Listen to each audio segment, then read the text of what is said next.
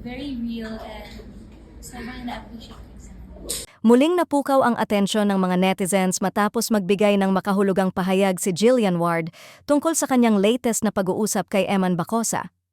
Sa isang panayam, tinanong ang aktres kung kamusta ang kanilang mga huling conversation sa pamamagitan ng messages at sa halip na magbigay ng detalyadong sagot, isang simple ngunit puno ng kahulugan ang kanyang sinabi.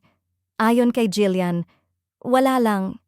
He's very real and sobrang na-appreciate ko yun sa kanya. Isang pahayag na agad nagpa-react sa mga netizens at fans ng Tambalan.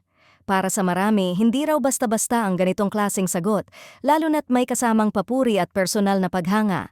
Dahil dito, mabilis na umusbong ang pag-asa ng mga taga-suporta na may mas malalim pang koneksyon ang dalawa kaysa sa simpleng pagkakaibigan.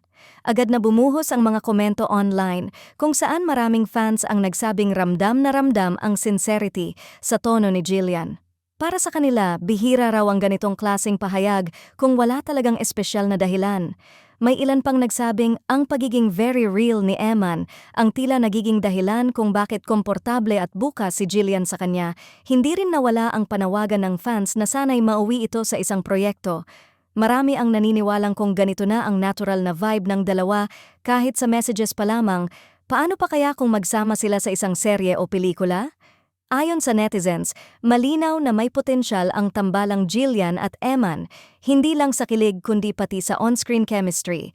Sa kabila ng mga haka-haka, nananatiling kalmado at maingat si Jillian sa kanyang mga sagot. Wala mang kumpirmasyon, sapat na raw ang kanyang sinabi para bigyan ng pag-asa ang mga fans.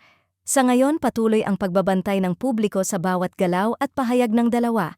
Isang simpleng komento lang mula kay Jillian Ward, pero para sa mga netizens, isa na naman itong dahilan para umasa, kiligin, at mag-abang kung ano nga ba ang tunay na estado ng koneksyon nila ni Eman Bacosa.